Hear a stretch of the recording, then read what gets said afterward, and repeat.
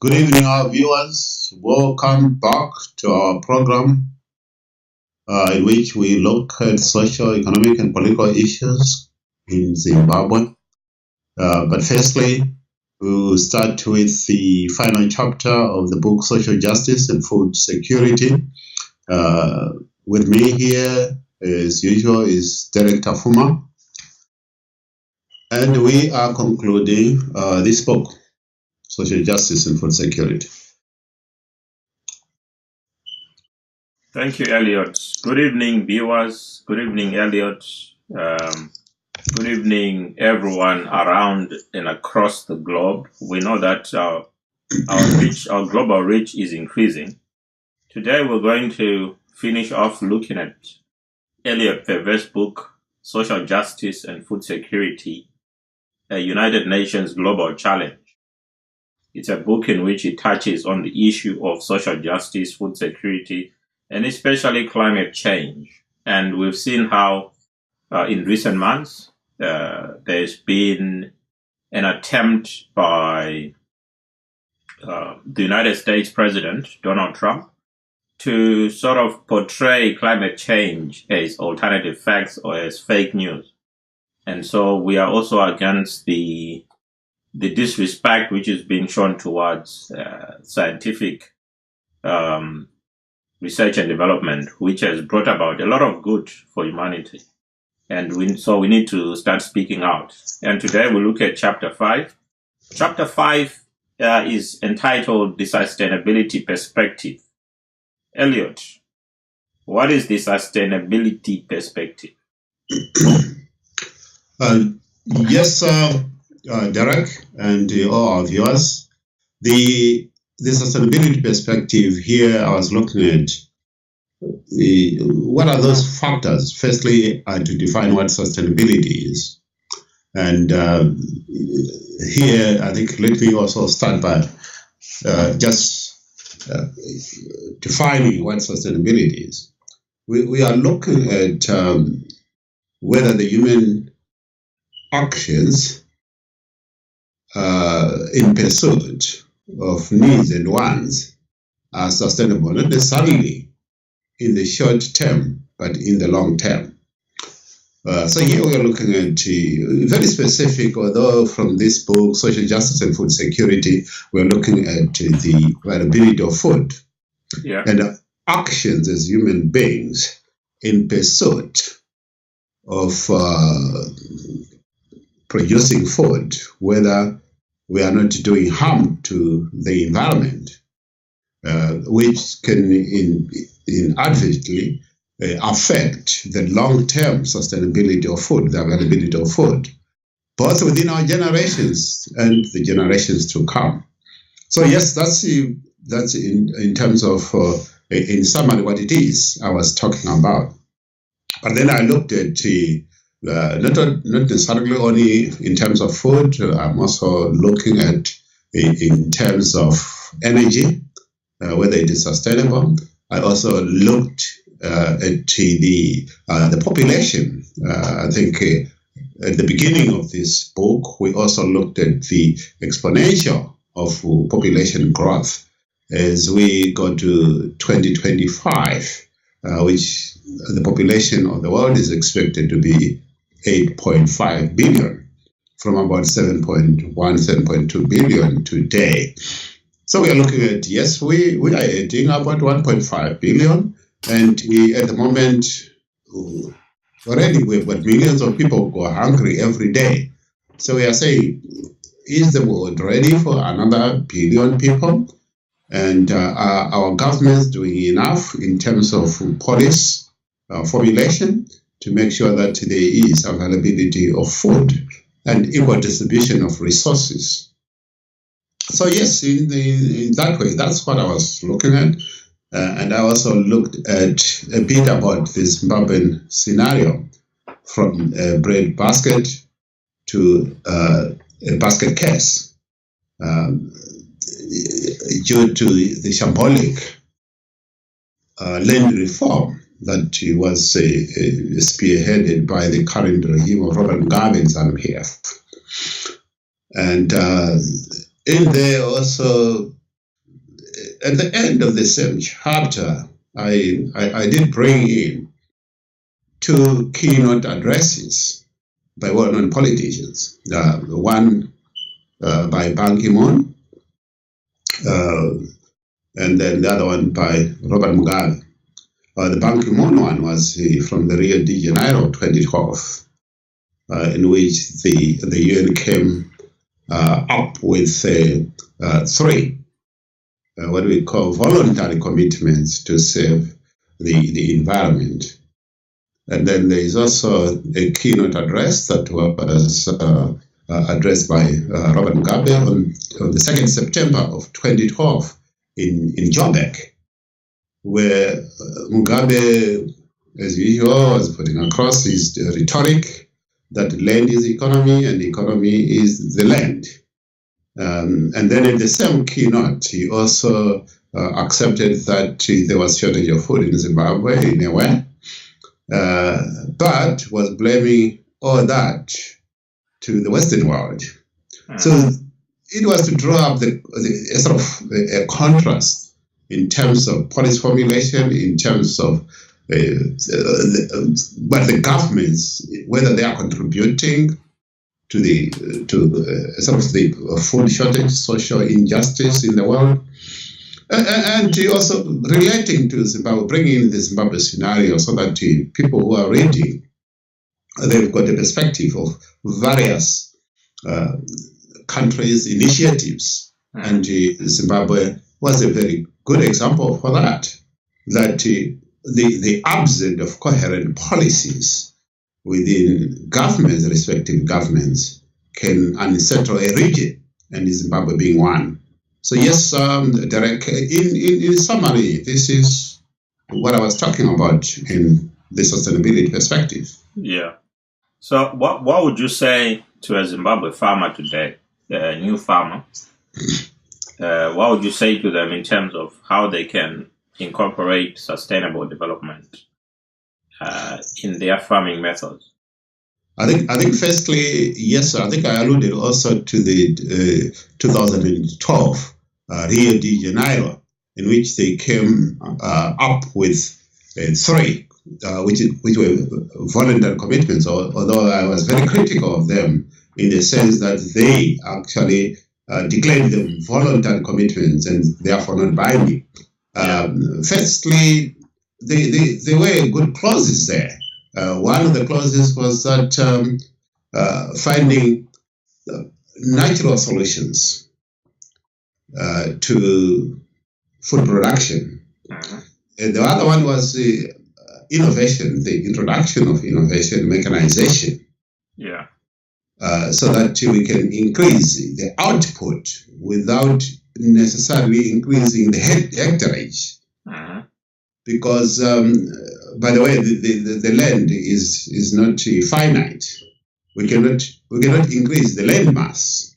We can only make use or improve the production, improve the output using the same piece of land. So, from a Zimbabwean perspective, what I can say to the Zimbabweans is that, yes, even let me just address this directly from an MDC policy perspective, that MDC accepts that, yes, the land has been redistributed, and the land MDC government has no intention whatsoever to repossess land from those who have been allocated land. But what you are saying is that we are going to do a land audit. People with multiple land ownership, those will be repossessed and redistributed. People who are not producing at all, the land audit will be able to recommend. But the policy of MDC is that giving people land without giving them the title deeds, where they can use the same land to access loans, is not a solution. Like, if you look at it from a ZANU-PF perspective, it was a knee-jerk reaction, grabbing land and parceling them to their friends and relatives and people with ZANU-PF cards. That's not a solution to a land issue as far as Zimbabwe is concerned. Yeah. We want to empower our farmers in Zimbabwe to be able to access loans, just like the previous owners were doing. They were using the land as collateral to access funds from banks. Yeah. And not only that, if you look at it, the farms were highly mechanized. They actually the combined harvesters, the tractors. The land was used as a business, as an enterprise, a viable enterprise. And we want to, as a party, as an MDC, we want to retain the land as a viable enterprise, as a business, capable of employing people, hundreds of thousands, if not millions of people, capable of paying corporation tax, right, to the government, contributing to the coffers of the government. But what we have today is that revenue, the state has lost that revenue. The current owners of the farms, they are not even paying a single tax. People, they're expecting the state to help them in terms of the inputs on the farms. And that, you cannot blame them. If you give me 1,000 hectares farm with virtually not even $1 in my pocket and expect me to produce enough for export purposes or to feed the nation with not even $1, how am I going to do it? I can't even afford to pay workers. And probably you've got people there. I've seen certain circumstances where people, farmers, indigenous farmers, moving into a 1,000 hectare farm with his wife and maybe 3 children. No workers whatsoever. And sometimes using donkeys and oxen-drawn plows to produce only 1,000 hectares. That will never work. And we are saying we need to address the issue of empowering our people once and for all. And MDC is the only party with coherent policies that will deliver real change in terms of turning around agriculture production as a vehicle for economic prosperity in Zimbabwe. And we are not talking only about farms. We are also talking about the rural people. Yeah. So what is your comment then on command agriculture? Do you think that ZANU-PF is trying to address the issue of lack of inputs through that? No, there's no goodwill from ZANU-PF. I think, yes, there might be some people within ZANU-PF who would cherish an initiative to give inputs to recently settled farmers. But the problem is, at this juncture where we've got liquidity crisis in Zimbabwe, where the same government can't even pay civil servants, it is a tall order for the ZANU-PF government to be able to support input, to support newly resettled farmers on inputs. It is not possible. At the moment, what we are doing is we are living at the edge of chaos as a nation. And we need a new government that actually commands the respect, that commands, that also bring in a sort of budgetary framework whereby at the moment what we have is about 75% of the budget goes to salaries, and that is not a sustainable scenario. We don't even have, within the budget itself, any budget that goes to capital infrastructure, to sustain infrastructure. This is why you've got roads decaying. They are not being serviced at all. Yeah. And this is why we also have, and to expect that the same government, when they can't even pay the civil servants in time, that they will be able to give our farmers or to support our farmers it's expecting, too much from them. It's a tall order. We know that this government whatsoever does not have a moral compass to support Zimbabweans. Okay, there's a question for you, Elliot, from Facebook, from my Facebook page, from Douglas. Thank you, Douglas, for that question. And the question is, how will FEVE afford farmers access to capital? And he agrees that land audit is the way to go. Yeah. I think firstly, we have to accept that the current government is bankrupt. I mean, this is why we are sort of living hand to mouth in terms of the budget, and still with budget deficits. Firstly, what we need to do is people need to understand that any investment economy works on trust. What we need is a government that actually can attract the FDI, which is the foreign direct investment. And you can only do that by coming up with investment-friendly policies. And MDC, I can assure you there, from the previous policies and from the current policies, which we are just finalizing, we are the only party with friendly investment policies. Once you have got friendly investment policies, then you have people coming to Zimbabwe to invest at our terms. We are not mortgaging the country, neither are we mortgaging the diamonds like what ZANU-PF have been doing. People are coming to invest on our terms, and out of the investment from the business, there will be taxes. There will be corporation taxes, there will be pay-as-you-earn taxes, and from those taxes, we are able to fund capital expenditure. We are able to support our farmers. Whether we are talking about rural farmers, whether we are talking about newly resettled farmers.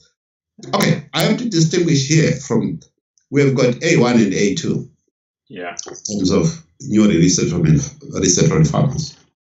And the A2 being the commercial sector.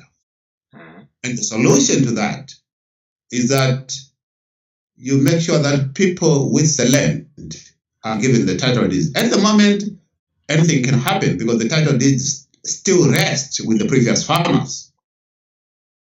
So let us not make any mistake. This is a mirage that we've got the land because we don't even have the title deeds for that land. The title deeds still rest with the previous farmers. And unless legally that is addressed, then it becomes difficult for our farmers to access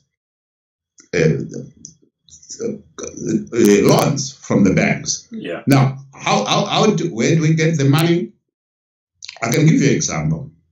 I've been to the EU summit and forum several times,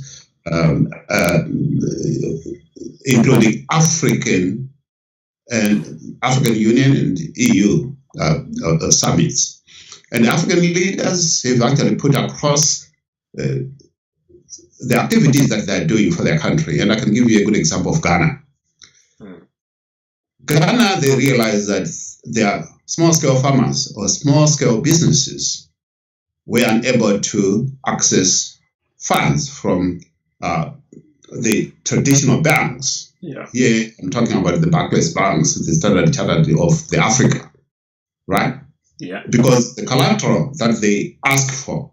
And what Ghana did was the government set aside a fund from taxes that they were collecting from even the same banks and companies. So they had a pool of money, which they then gave to a bank to administer on the part of the government. You see what I'm saying? So that the element of stringent collateral security being demanded by the banks falls away. So this money is actually coming from the government, but it's a special fund accessible to the farmers themselves. So the reason why they gave it to the banks is because the banks they've got the instruments to monitor, they've got the capacity and the technical know-how to collect the money from those who might have borrowed. So it is possible and it's feasible. So still on that, Douglas has another question, but before I ask that question, so what is your comment then on the government proposing that farmers can use livestock as collateral to get money from banks? Look, I think this is a small screen of a bigger picture. Mm-hmm. I mean, look at it. Who are those banks that have got the money? We're talking about Western banks, Barclays, Standard Chartered. Would Barclays accept, livestock as collateral?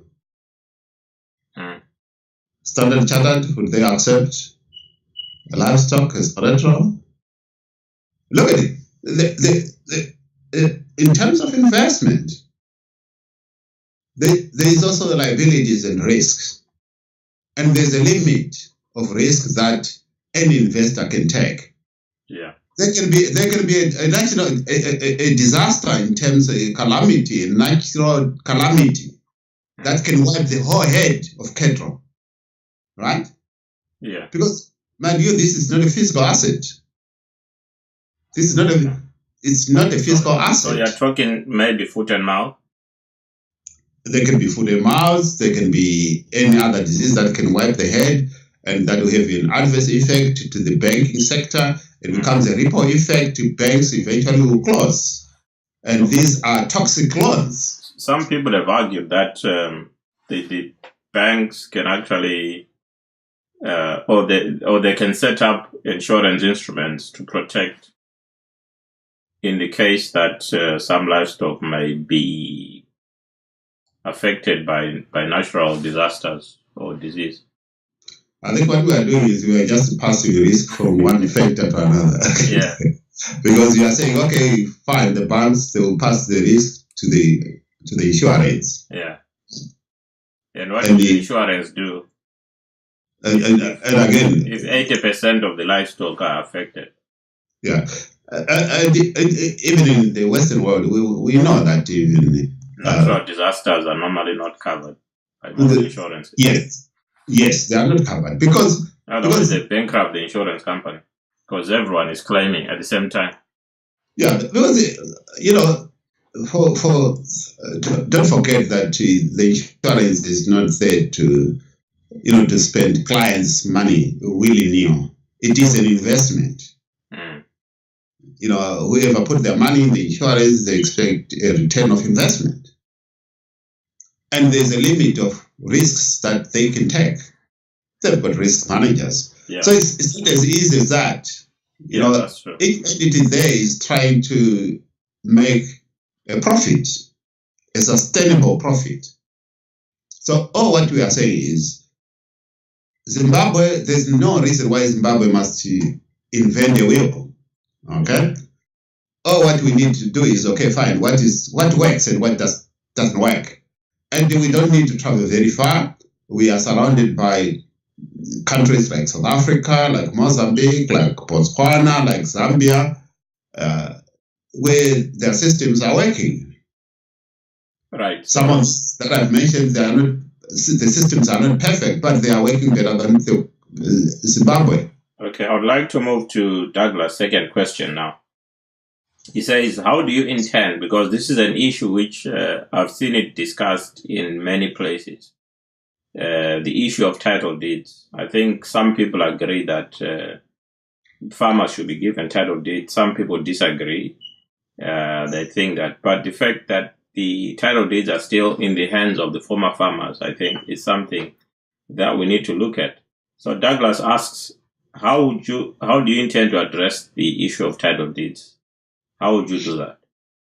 I think firstly, you cannot address the issue of title deeds without a land audit first. Because otherwise you end up giving title deeds, 10, 20 title deeds to 20 farms to one person, Hiyango Kasugwe, and the same will handle us down the line. But what we are saying is, firstly, you've got land audit, select to one person per farm, right? And then the next thing is, we need legally to address the issue of title deeds, right? In other words, what we need to come up with the legal position. We don't have the title deeds, okay? But there is the deeds office. Yeah. And the deeds office is a Zimbabwean department. And the deeds office is not our farmers. It's not our, it's not our indigenous farmers who are owning the land. And Mugabe knows it. So this is why that this land issue was politicized, and it was just a smokescreen. The truth of the matter is that even as we speak, we don't own the land. Because for as long as we do not have the title deeds, down the line, and there is a reason why even the government itself issued letters that people who were given farms should not construct permanent structures. They knew the legality. They were trying to play around, with the legal instruments. And what they are saying is that is not a definitive solution to the land issue in Zimbabwe. What we need is to solve this issue once and for all. And we need to solve this issue once and for all with even the people who are with the title deeds. So those deeds must pass from one. I mean, it is a legal requirement that if you buy an asset from somebody, the title deed is transferred from one person to another. Okay? So this is what we are talking about. Yeah. We need to address that issue. It's not that it is impossible to obtain the title deeds. Because as a government, there are facilities and instruments where you can pass title deeds from one person to another, but we need to address that legally. Okay, so when we say that we're going to do a land audit, what are we trying to achieve with the land audit? With the land audit, firstly, we are trying to say, okay, fine. We know very well that previously 2,500 commercial farmers owned 3/4 of federal arable land, which of course we know that it was very unfair. And the intention of land redistribution was very noble. And for your own information, this was never started by ZANU-PF in 1999 or 2000. It was MDC's policy land. This land audit has always been there. It was actually crafted by MDC in 1999. That we wanted to do a land audit, not necessarily to the newly settled farmers, to the commercial farmers. And we knew that there were farmers with more than one farm. Yes, but all what we are saying is the land was an unfinished business. So we could have actually used the law to swap ownership or to change ownership.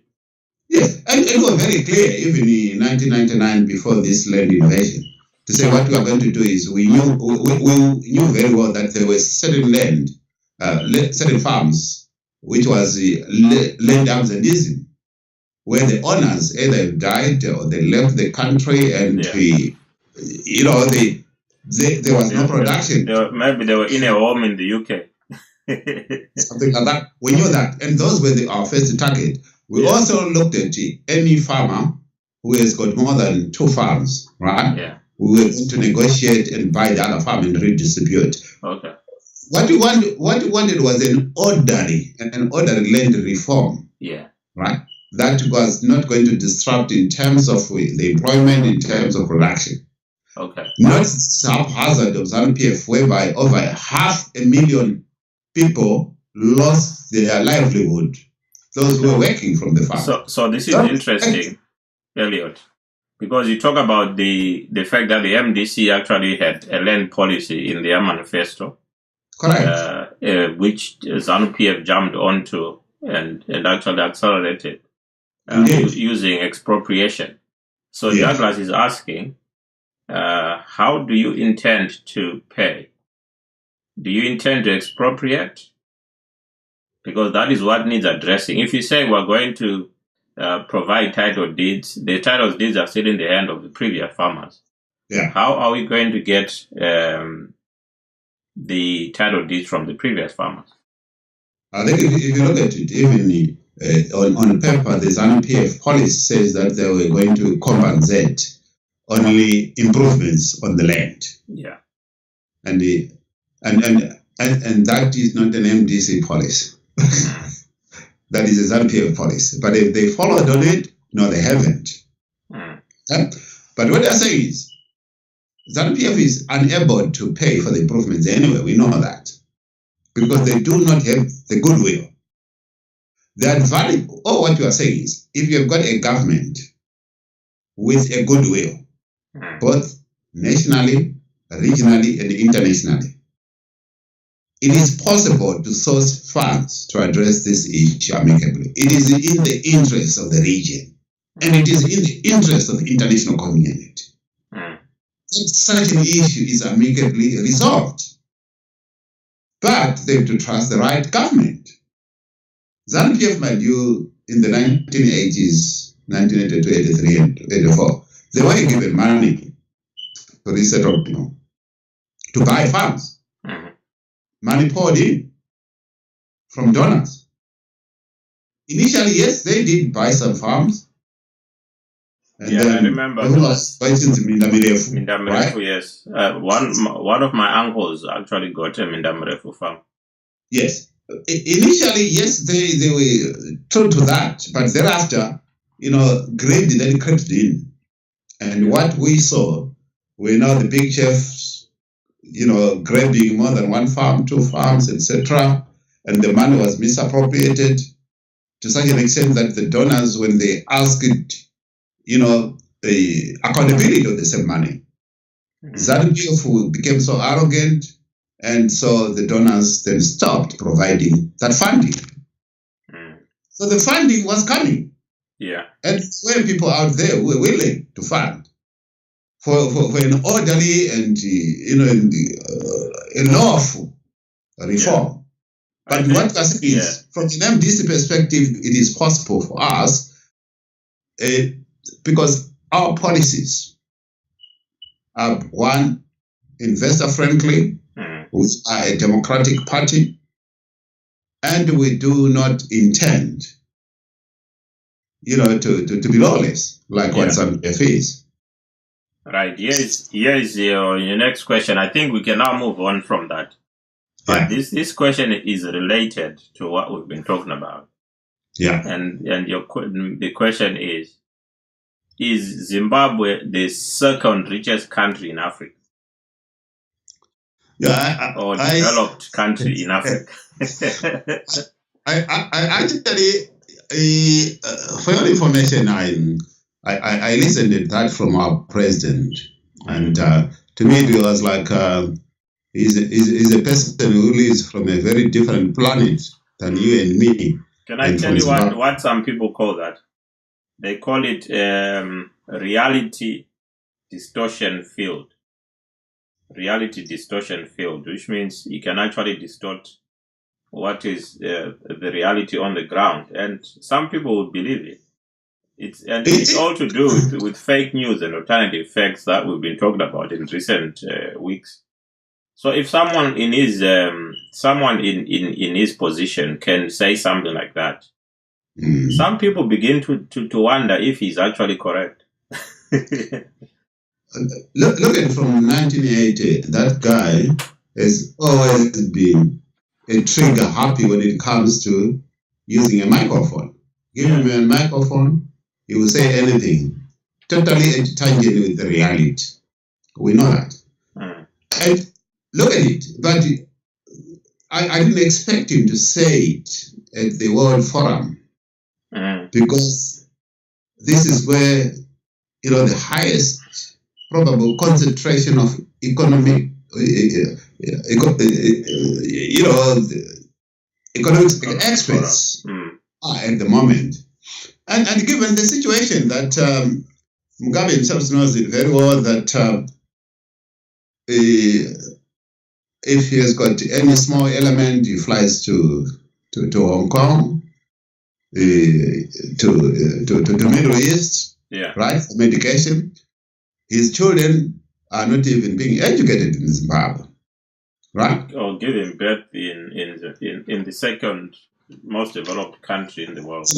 If it is a most developed country, second most developed country in Africa, is what you are saying, then why does he have to go abroad for medication, for a simple medical procedure, for holiday? He can't even trust his own people to go to Victoria Falls, right? His children are not even going to school in Zimbabwe. But let me put it across in terms of empirical data as to where are we from a Zimbabwean perspective. I think I'm going to talk about in terms of the GDP purchasing parity, because that sort of is a global measure of how rich a country is. And I think it will give our viewers out there an indication of whether Mugabe was right or not, because figures normally don't lie. The first on the ladder, okay, in terms of the GDP purchasing parity, is not even South Africa. It's actually Egypt with 1.1 trillion. 1.1 trillion. Yes, dollars. So that's the GDP. And what do you mean by purchasing power parity? Okay, this is the aggregate worthiness of goods and services produced within a country on an annual basis. Okay, so they are actually producing are wealthy annually. Right, which means Zimbabwe is producing a lot of goods and services. If we are the second after South Africa. Yes. And as you have shown, South Africa is not even. No. The first one is Egypt at 1.1 trillion. Yeah. Second one is Nigeria at 1.052 trillion. And then South Africa is number 3 with 736 billion. 736 billion. And then Algeria, 609 billion. Algeria. And then come Morocco at 282 billion. Morocco, yeah. Sudan, 176 billion. Ethiopia, 174 billion. Yeah. Kenya, 152 billion. Yeah. Tanzania, 150 billion. Tunisia, 130 billion. Ghana, 120 billion. Are we going to go to Zimbabwe soon? Libya, 90 billion. Yeah. We are not going to Zimbabwe soon, unfortunately. But I think I've talked about maybe about 15 of those, and Zimbabwe is nowhere nearer as I speak. But I think to give a picture to our viewers, let's sort of look at our neighbors. Okay, before you look at that, Douglas wants to know what the GDP per capita is and whether that is not a better measure in order to compare like for like in terms of how much each person is getting. Because the GDP is a big pie, the economy is a big pie. How much are we getting per person? Yeah, of course, we can go per capita, but you find that the GDP purchasing parity is the best measure because it does an aggregate. It also takes into consideration the population anyway. Okay, it does an aggregate. What do you mean by aggregate? It adds all our revenues and our worthiness per the whole year. Okay. Yeah. So, and then let me compare now with our neighbors, because I think it makes sense, because the moment we start comparing with Egypt and South Africa, we might get lost in the maze of things. Okay, let's go for our neighbors. Yeah, Zambia 65 billion. Okay. Botswana 36 billion. What's 36? Mozambique 30 billion. Zimbabwe 28 billion. Oh, okay. So even within Southern Africa, what about South Africa? 736 billion. Mentioned it's 736. So who comes after South Africa? It's Zambia. Yes. I remember we used to have a good laugh with the Zambian kwacha some decades ago. Then we have Botswana. That's very well. That we very well. With a very small population. Then we have Mozambique. Yeah. Okay. Then we have Zimbabwe. So within Southern Africa, we are number 6, 5, 6. Because we have South Africa, then so we are number 5. Look, I've not here looked at. Of course, Malawi is a bit lower than us in a moment, just a bit. Okay. Yeah, but what we are saying is here is it is an illusion to say Zimbabwe is number 2, because in South Africa is not number 2. Then South Africa is. That's interesting. Number 3. But what we are saying is a lot of countries have moved forward. Yeah. And we do not need to reinvent the wheel. Yeah. Right? We only need to look at what is working within our neighbors. Mm-hmm. We don't have to do a cut and paste, but we can scale it down. Yeah. So yes. So in a way, answering to what Mugabe was saying, I was shocked that it seems within the ZANU-PF government, they've totally lost the moral compass for economics. This is the same government which is telling us that there is 90% employment when we're saying there's 90% unemployment. So it doesn't come as a surprise to me. Oh, it doesn't, yeah. I mean, Zimbabwe is second, so, and 90% employment. All those figures are being just placated from the air. Yeah. And this is the Bush economics that have actually driven Zimbabwe where we are. Yes. Right. My question though is Africa doing itself a favor by using only the GDP measure? Considering that when you look at the UK, the GDP measure for the UK has been carefully crafted, and in the UK, for example, you cannot buy a chicken from a neighbor because they've set up a system which allows every transaction in this country to be accounted for. So, for example, if you go to the shops, you buy something, the Inland Revenue is getting some money out of every transaction that you make, even if it means buying something which looks like it's nothing. But they've calculated every single thing that you purchase, and you're going to pay some tax on it. So with salaries, people get salaries, they are taxed. They buy fuel, they are taxed. They buy chicken, they are taxed. They buy anything that you buy which is not exempt from VAT, like some children's product. Everything is recorded. Now, when you come to Zimbabwe, for example, what we're recording is only a few of the things, or a few of the transactions which are actually recorded. But if someone buys a goat in Kumusha, that transaction is not known about. No one knows that my neighbor sold me a goat for $50. So the government gets nothing out of that. Although someone can argue that the neighbor then gets to use that $50 and they pay taxes or whatever they're going to use it for. But this is just an example of how we have not really incorporated all of our resources Okay.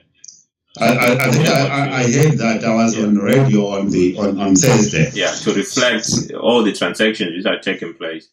Yeah, and I know there was somebody from Zambia who was saying, so I think you're failing to understand that Zimbabwe is unique.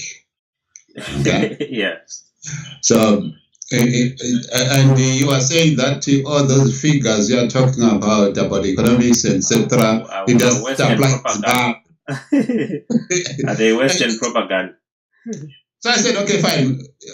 So in terms of the GDP, in terms of budgeting, etc., it applies to every country. 53 countries out of 54 in Africa except Zimbabwe. I asked him, what's special about Zimbabwe? That within Zimbabwe, you don't want to talk about figures.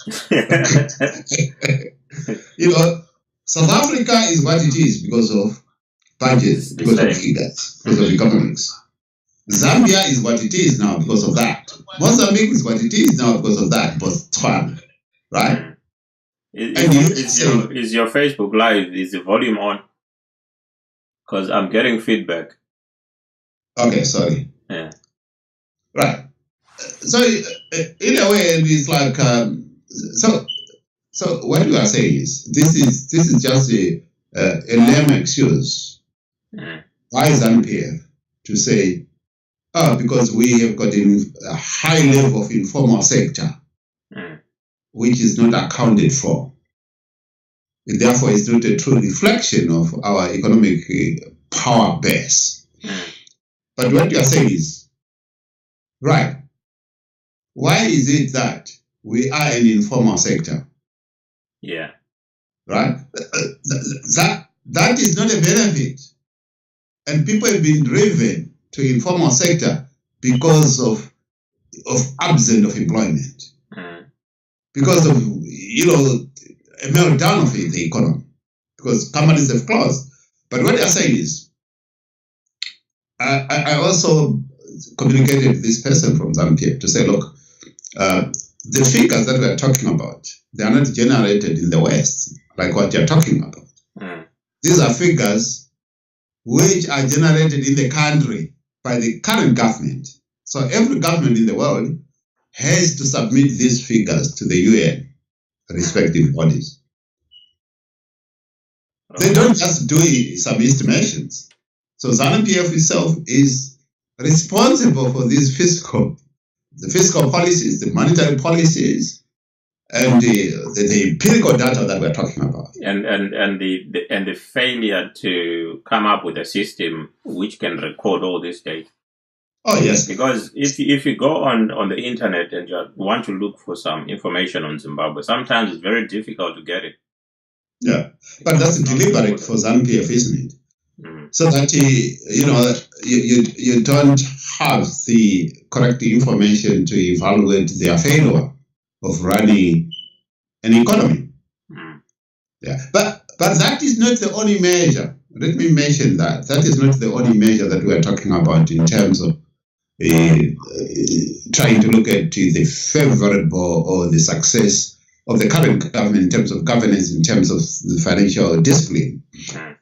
We also talk about the poverty datum line, which at the moment stands at 73% of the population of Zimbabwe lives below the poverty datum line. Yeah. So we have got, and translate that in terms of the population, we are talking about over 10 million of Zimbabweans live below the poverty datum line. And only 3 million have got $1 in their pockets. Right. One of the arguments I've heard now, I'll just mention this now because it's relevant now, is that a person without a pound in the UK can really feel the impact of not having £1. Because every transaction that they want to carry out, they can't do it without using that £1. Whereas if you look at Zimbabwe, for example, a person without a pound can still survive. Yes. Because they don't really need that £1 to get most of the resources that they want. In terms of especially if they don't live in town, they live in the rural areas. What do they need a pound for? If they want water, they go and get kutsime. There's no need to pay for that water. If they want they want food, they go and hunt. All they need is their dogs. They go and hunt, so they've got everything. So when you say Mbuya Varukumusha is living below $1 or £1 a day, it's not the same as Mbuya Varuku UK, who is living below £1 a day. That is the argument which has been put across. Do you know what? That argument it actually defines a failed state. Because I say it's excuses. It did. I was reading about it today. Yeah. You know, Zimbabwe is the only country in Africa where there've been a migration from cities to rural areas. The only country in Africa. You know, in every developing, or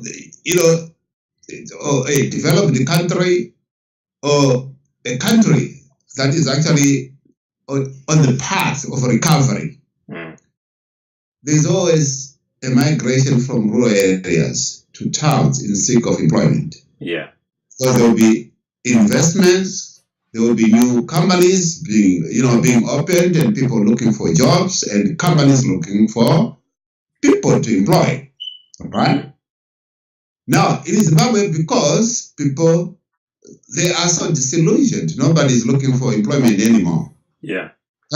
So people, those with the raw links, they are actually living in droves from cities, going to rural areas, because they realize that they can't survive in towns. Yeah. They would rather go to rural areas, get a piece of land from their parents or relatives, etc., and grow food for their own consumption. Yeah. That is not a modern economy in the 21st century. We are going back to the subsistence way of living. Yeah. And we cannot celebrate subsistence at this juncture in 21st century. Yeah. They are not going back. They are not going to rural areas to start businesses. Yeah. Get employment. They are not getting to rural areas and mechanize and employ people. Yeah. They are just going to beg for a small land so they can grow vegetables, they can grow food for themselves, so they can't starve. Whilst they are waiting for the right government, and we are the right government, and we want to reverse that. So we cannot celebrate on that. And Zimbabwe, for your information, is the only country in Africa. Yeah.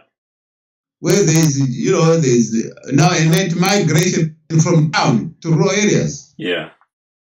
Yeah, and that is not synonymous with a second developed country like what Mugabe is trying to say. Yeah. It is actually synonymous of a failed state in terms of economy. So do you think that, because some people call them the Western standards, do you think they are sustainable? I mean, the way that we've adopted the economic models of the West, is that sustainable? Is the failure of the Zimbabwe as a failed state a reflection of how difficult it is to implement Western models of economic growth and development, or it's just a reflection of ZANU-PF as a failed government? It's a reflection of ill governance by ZANU-PF party. If it can be tracked back to the Western model, then it should have been affecting every country in Africa, but it is not. Yeah, we are actually an island of disaster.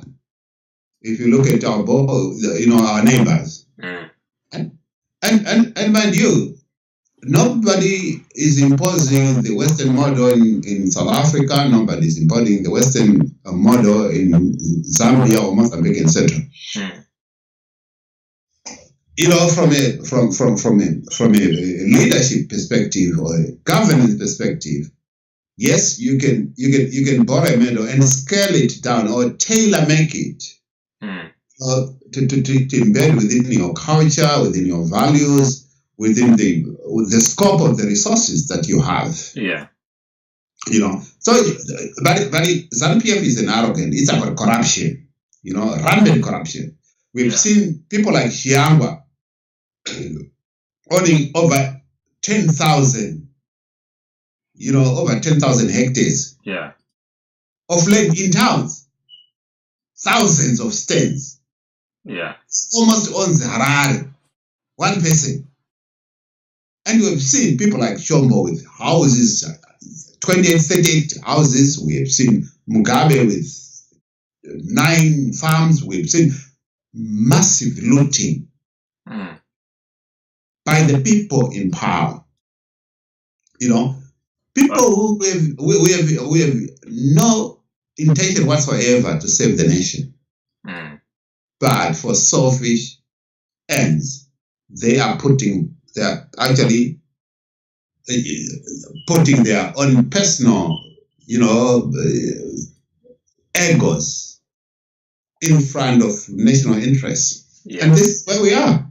And as we go to 2018, I think the message will be loud and clear to the people of Zimbabwe on the type of people who have been ruling us for the past 38, 40 years. Yeah. Yeah.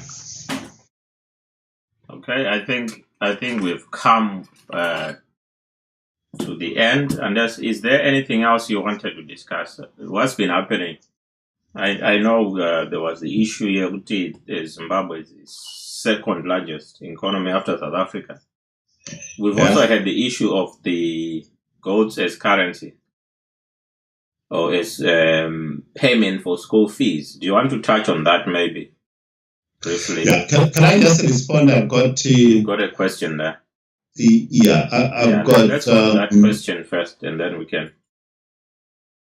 The others, I think they will agree with me. Yeah, okay. MDC will deliver. Audit is the way to go, leader. So a lot of Zimbabweans, they are in favor of land audit, which has been on our books, and we are not in a hurry to remove it from our policy box until we implement it. Jackson Muzivi, our constitution guarantees security of tenure for current occupants, and without amendments of that clause, holding title deeds alone will simply qualify a holder for a compensation, not reoccupation. Okay? Yes. And then Adolf Jamela, ZANU-PF invasion of white-owned farms was driven by the motive to destroy what Mugabe perceived as an MDC financial support base. Right. So those I've got about more, but those were the sort of comments and questions. Right. Okay. So yes, back to you. Yeah. So my question was, we're looking at Zimbabwe is no currency at the moment. Yes. Chinamasa has refused to say that the bond notes are a currency, so we're not considering them as a currency. Yeah. At the same time, the Minister of Education, Primary and Secondary Education, Dr. Dokora, he made comments alluding to the fact that parents can actually use school fees. I mean, they can use goats as payment for school fees. And he later corrected, or he later said that what he meant was parents can talk to local councils. They can set up like a goat market in which they can take goats and other livestock, and then they get money to be able to pay for school fees. And the issue is still that we need to understand what money is and how we can come up with our own currency. I'm sure everyone agrees we need our own currency, but maybe not with the current government. So what is your take on using goats as a form of payment? or fees? Yeah, I think look at it. The government's role in any economy is that of fiscal policy, not monetary policy. Because the monetary policy is the prerogative of the central bank. Okay, so a minister cannot decide on a monetary policy like. No. That's totally the central bank. That's what it should be in a 21st century, or a democratic dispensation, or a free market. To which case, Zimbabwe has always been declaring itself in that way. Yes. Fiscal policy, in terms of, yes, the government can actually intervene in terms of taxes. Yeah. Either to raise taxes so that they close the hole, the budget hole. Yes, it's acceptable in terms of reviewing tariffs and import duties, etc. So that is the role of the government. Yeah. Which is called the Keynesian theory, as opposed to the free market of the United States by free domain. Now, coming back to this God business, it is not the responsibility of the government to say, now you can use barter trade, because it is an admittance that they failed. Okay? And we need actually to take advantage of that admittance, because what Dokora was saying was to say, hang on, we have tried to manage the economy, and we have failed. So go back to barter trade. Yeah. Go back to the 18th century, right? That's where we've taken Zimbabwe back to 18th century. And this is where we are. So I think we, opposition, must capitalize on that this is an admittance of ZANU-PF, that they failed.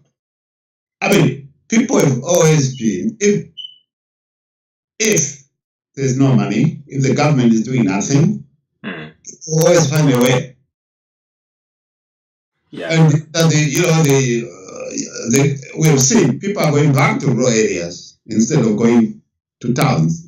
The government didn't tell them. Yeah, there was actually a report, I think it was written by Tony Hawkins in Harare and Joseph Cotterill in Johannesburg, where the title was Zimbabwe to allow goats, cows, and sheep as bank collateral. And the government was actually introducing legislation in parliament for borrowers to register movable assets as collateral at a central bank registrar. So someone is going to get a job there as central bank registrar. And then the bill would require commercial banks to accept them as security for credit. And by movable assets, they include any type such as machinery, motor vehicles, livestock, and accounts receivable. So I think they actually try. Maybe Dokora was tapping into that to say, if the government is going to allow movable assets, a goat is a movable asset. You don't know. Those are desperate measures. Yeah. Those are desperate measures, and you normally shouldn't hear that from a government. Not in the 21st century. But what is so hard then about coming up with our own currency? Why is it so difficult for them to say? Because these guys, they normally do what they want. Why can't they just wake up and say, okay, yes, Zim dollar is back? But yes, they can. Look, they can do that. But for you to sustain a current, right, you need to balance between the imports and exports. Okay. And at the moment, we've got a deficit of 2.7 billion. So in other words, we are not getting enough. We're not exporting enough. We are exporting 3.2 billion and we are importing 5.7 billion. Okay. So there's that 2.7 billion deficit already. Now, what that means so if you are importing more, it means you value foreign currency more than your own currency. Indeed, but it also not necessarily, that's not the sole factor, but is that because you have nothing to export competitively. Does it make sense? Yes. What about it? Our companies have collapsed. Yeah. So, you look at the textile industry collapsed, the dairy market has collapsed, mining collapsed, a lot of our industries have collapsed, which used to export and bring in foreign currency. But I still suspect that if you look at the diamond industry, those mineral resources, they are very absent from what people talk about on a daily basis. It's like I always say, we probably have 3 different economies in the same country. We've got the rural economy, then we've got the urban economy with the vendors and the and the taxi drivers and the touts and all that. Then we've got a ZANU-PF economy, in which they are probably running these, they are selling these minerals, but they are not declaring anything to the country. So these guys could be running a parallel economy at the same time as we are struggling to run an urban economy. Then there's a rural economy which is sustaining itself there. Like the example I was giving earlier on, to say, Mbuya Wargumusha does not really require as much money as Mbuya Warum town. And at the same time, a ZANU-PF minister can afford to go to outside for medical treatment because they are living in this other economy, which the rest of the country has no access to. No, I think you have summed it very well. This is why there's a few, maybe about 2% of the population who actually want the status quo to continue because they are benefiting from the chaos. Yeah, it's always the case. This is why even in war-ravaged countries like Syria, for example, there are people who are making money out of it. We saw how Russia came up with billionaires out of the chaos which was going on. Yes. So there are actually people who thrive in chaos. They can't survive.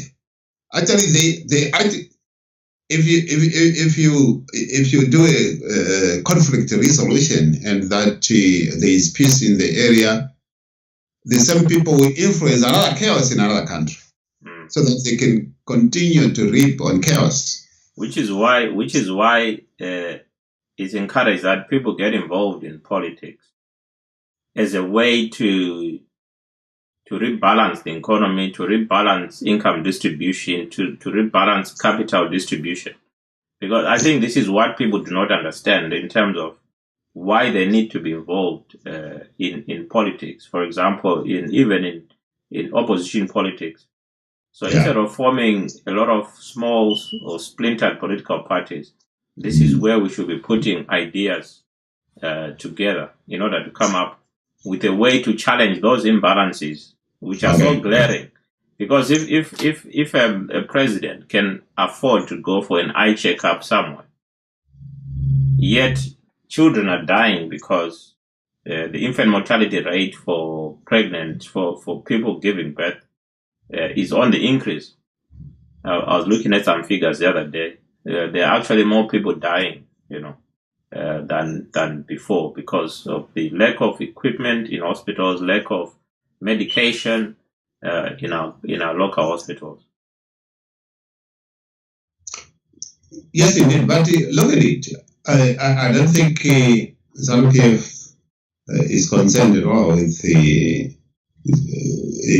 all those figures that you're talking about, that many people are dying because they can't access medication, that the economy has collapsed and people are starving. ZANU-PF doesn't care. And if you look at it, the top brass of ZANU-PF, they can afford anything. Yes. So anything, anytime. Yeah, because these are people who are very selfish. They don't care what is happening to the population of Zimbabwe. Mind you, this is why they know very well, this is why they use violence during election. They know very well if they had to convince the populace of what they've done to them and what they intend to do, they have virtually no audit of what good they've done to the people, other than violence.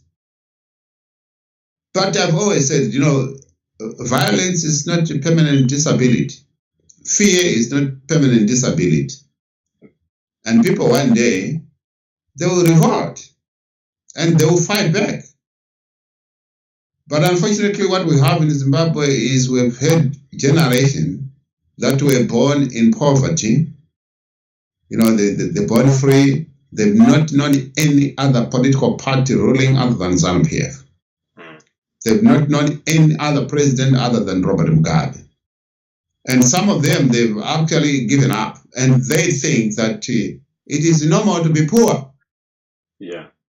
It is normal. One thing I always comment is, not only do they think it's normal to be poor, but they also think it's normal for a minister to be rich.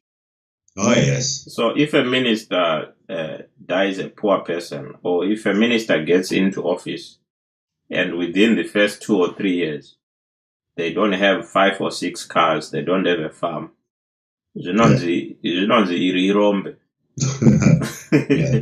So we've come to accept that it's normal for a normal person to be poor, and it's normal for a politician to be rich. And this is why you find we've got mushrooming of those political parties, because politics have now been turned into business. Because people have realized that, you just need to force yourself in, get elected as an MP, the government buys you, an expensive car, 35,000, 40,000, right? And then after that, you have an unfettered access to richness, to deals and tenders and all that. So politics have become the only source of employment. Right. Why Africa has not developed. I read an article recently. I'll see if I can find it now. But I think it's about 2 days ago, where they were talking about reasons why Africa is not developing. And one of the things they were looking at was the resource curse, in which if you look at all the countries with resources that can bring in more than 25% of revenue in terms of their yearly budget.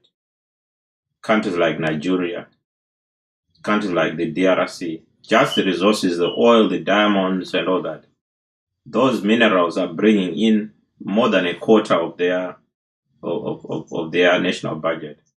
And in such instances, the government does not really rely on monies coming from taxes.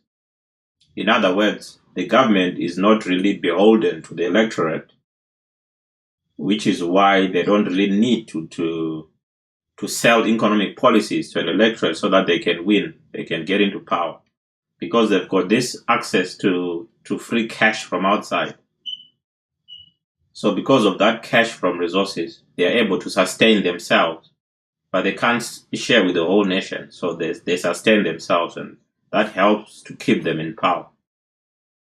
So do you think, because Zimbabwe is also mentioned in that article, and it's mentioned in terms of the Marange diamonds. Yeah. So which is why I'm asking if these guys, they are getting this money from Marange and they are using it quietly. to sustain themselves. I think that is one element. Corruption. Yes. So that's part of the corruption, that they are using that money. I think, I think in terms of South Africa, or in terms of Africa, corruption is doing more harm than good. Because you look at it, that one person with mud millions, when the government itself, some people have got more money than the government. Yes. Right? Yet the same money was siphoned from the government. And the government is doing nothing to that, in fact.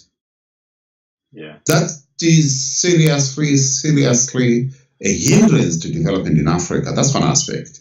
Yeah. The other aspect is that Africa relies more on raw materials than finished goods. So much of the products that they export are actually raw materials. They are not adding value to it. Which means, and that also comes from the article, which means that because they can sell their resources for foreign currency, and because we're not producing any product, we're not making any cars, a minister in Germany does not need foreign currency to be able to buy a Mercedes-Benz from Zimbabwe. Because Zimbabwe is not making Mercedes-Benz, they are made in Germany. But a minister in Zimbabwe, as soon as they have cash which they have used, which they have acquired from selling diamonds, now they need products, because we're not making those products. So we need products from outside, which means we have a greater need for imports. And also the fact that diamonds, for example, diamonds the value of other exports could suffer because of diamonds, because diamonds are bringing in most of the foreign currency. So there is less demand for the other products, or for the other resources to be competitive on the world market. The other issue as well is that Africa is actually suspicious with itself. Yeah. What I mean is, African countries, they rarely trade with each other. With each other, yes.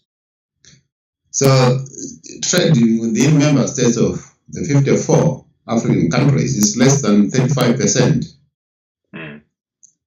The other 65% is, these are exports outside Africa. And within Africa, to say that, you've exported, if you say you've exported and you're from Zimbabwe, they think you've exported to Britain or America. And if you say you've exported, and they say, oh, well, I've exported to Malawi or to Mozambique.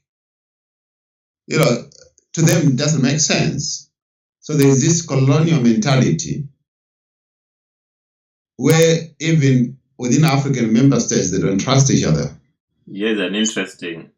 And Africa needs to trade with itself. It is cheaper for Africa to trade with itself. Yeah. You find that people... In fact, actual figures have shown that Africa is... what's leaking out of Africa is about 192 billion. I think that's an annual figure. Yeah. So it's a very, very big figure compared to what is coming in as aid. So while we think that Africa is being given aid, actually Africa receives about 30 billion in annual monetary handouts. Yeah. But it actually loses 192 billion to the rest of the world within the same time frame. So we're losing 192. So we're losing about 162 billion. Yeah, and to add to that, if you look at China is what it is today because of the consumer power. Because there are about 1.5 billion consumers in China, and that is a good market. Gone are the days whereby population was deemed as a liability. But the problem now is that instead of us exporting to China because it's a big market, China has actually found Africa as a market for their own cheap product. Oh, certainly. I've always said, if you look at China, that is where Nike produces their products because of the cheap labor there. Yeah. But Africans will go to China, and instead of buying brands like Nike, they'll buy the very cheap Xinjiang, we call them. And those are products which are dumped in Africa, but they hardly last a long time. So that is that Africa has become, instead of becoming an exporter of goods to China, they've actually become an importer of useless goods from China. Do you know? Yeah. The point that you've made is that Africa can be very rich without exporting outside its continent. Yeah. So imagine if that 160 billion is circulating within Africa. Do you know why I'm saying so? Because the population of Africa is 1.03 billion, which is almost nearer to China. Yes. Right? But not only that, look at the EU. EU has got a population of 450 million. Yeah. But it's the disposable income of the combined disposable income of the population. And everybody, China want to export to EU, Africa. Africa, we are 1 billion. But everybody in Africa, instead of marketing within the billion, they want to market to the 400 million. Yes, they want to market to less people. To less people. So we don't understand the concept of numbers here. But look, which goes to the same point that you mentioned earlier, to say, look, population used to be a liability, but it's no longer a liability because it's an asset. Yeah, it's an asset. Like if you look at the countries which are the most developed, it's also the countries with the biggest population. India, for example, and China. India is rising because of its population, because they've discovered a way of how they can use those numbers to drive. Because each person can individually be a driver of economic growth and development. Yeah. And so it's the same thing with the Chinese and same thing with the Americans. And I think I'm grateful because I do attend quite a lot of forums and summits with the policymakers from Africa and from EU, including sometimes heads of states from Africa and the EU. And I listen attentively. I have contributed in most cases and challenging the heads of state in Africa. And some of them, you can see that they live in an illusion. They don't even know the figures. Like, sometimes you say, hang on. Your products, right?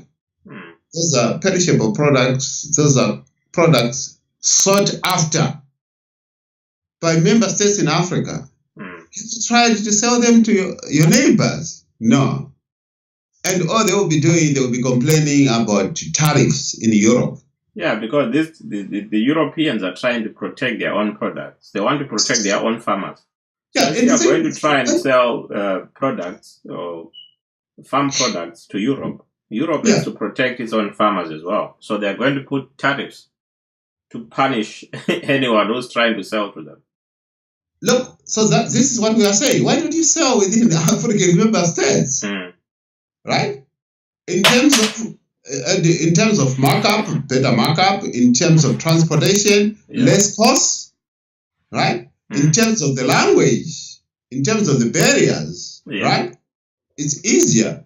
Exactly. And I think, on the 7th and 8th of June, I might as well share this with our viewers that I will be in Brussels for the EU and African Union Business Forum, preparing the agenda for the EU-African Summit in Côte d'Ivoire in November on the discussion points in terms of bilateral relations between the EU and Africa. And so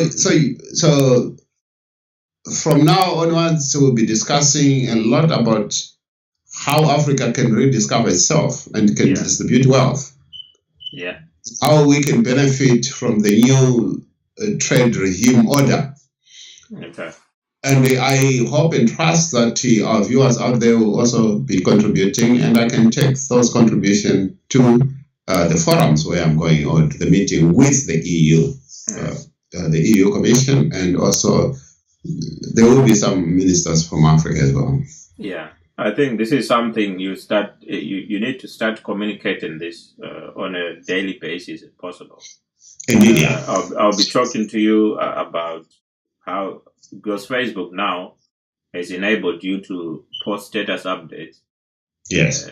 Where you can be using video. So we're going to talk about that.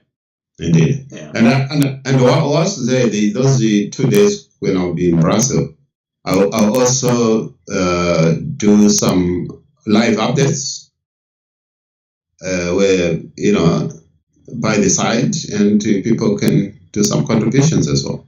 Yeah. So Zimbabwe has got the capacity to turn around the economy. They've got the skill base, they've got the resources, and I think we don't have to wait until Mugabe is gone. We can strategize ourselves and take the rightful position and drive the economy, African economy, not necessarily from this southern part of it. And I think gone are the days that we should be spectators to global events, and let's take control of ourselves. Okay. Yeah. Yeah, I think we've talked quite a lot today. We started off by looking at Elliot's book, Social Justice and Food Security, United Nations Global Challenge. It's a challenge for every country in the world to make sure that we have sustainable development, that we are using our resources in a sustainable manner. It is said that scientists will tell you that you can remove human beings from the planet, and if you do that, the planet will thrive. But if you remove all the resources on the planet and you leave human beings will not survive. So we need that environment, and we need to use it sustainably. That means we need to use it in a way that it benefits us today, tomorrow, and it also benefits future generations. And so we need to protect the environment so that it can look after us. If we don't look after the environment, then it's not going to look after us. Then we also delved into other areas, such as the claim that Zimbabwe is the second most developed country in Africa. We put to rest that claim, that it's a reality distortion filled by the president, who is living in a parallel universe. We don't know in what universe he's living, but it's not the same as everyone else is living. Whether he was referring to Singapore as an African country, we're not sure. And also the fact, the claim that South Africa is the most developed, it was also quashed by looking at figures, because figures don't lie.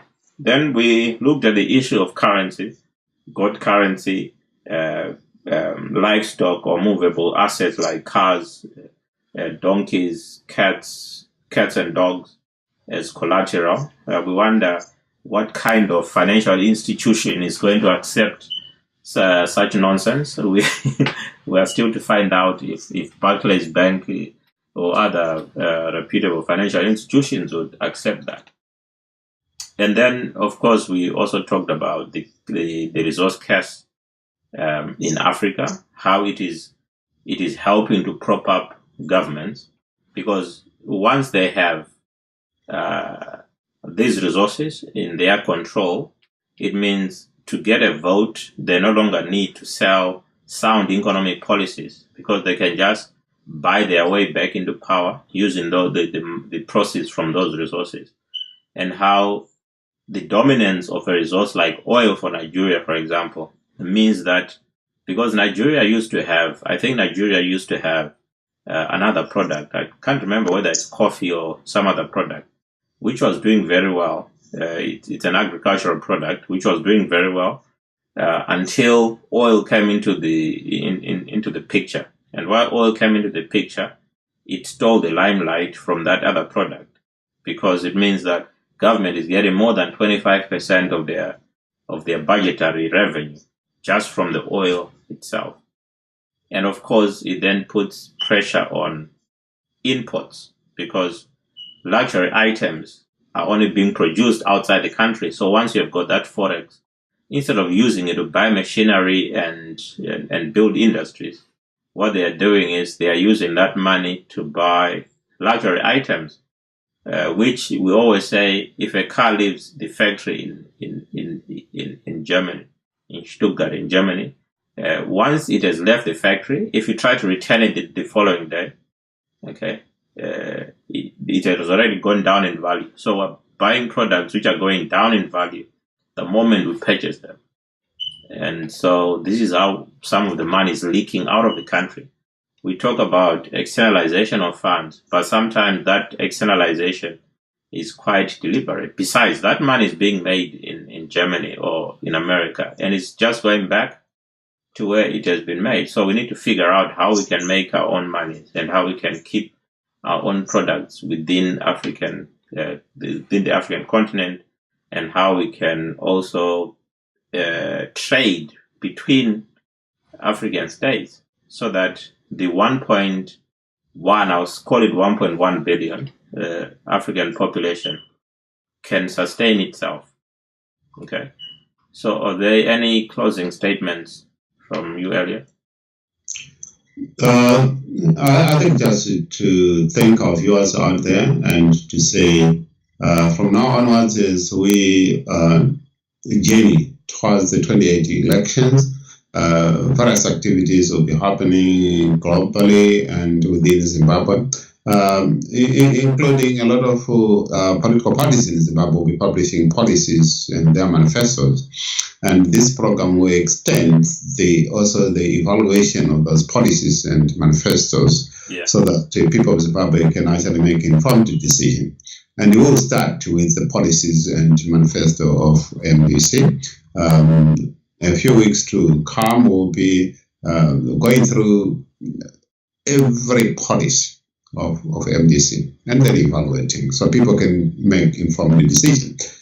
But before then, as I prepare to go to the forums and summit in Brussels to articulate the African position of the bilateral relationship between EU and Africa, we will be discussing the various thematic areas, with the hope that our viewers will also give us some inputs.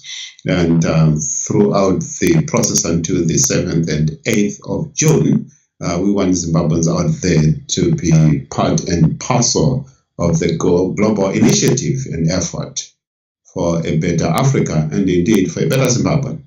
I thank you. Thank you, Elliot, and thank you, viewers. We will be back again next week, I think on Sunday, Elliot. Indeed, yes. Yeah, we'll try Sunday. We try to be live every Sunday.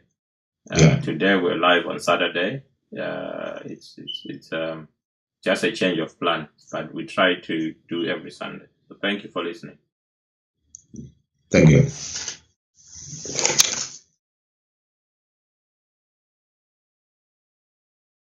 Yeah. Wakuruma.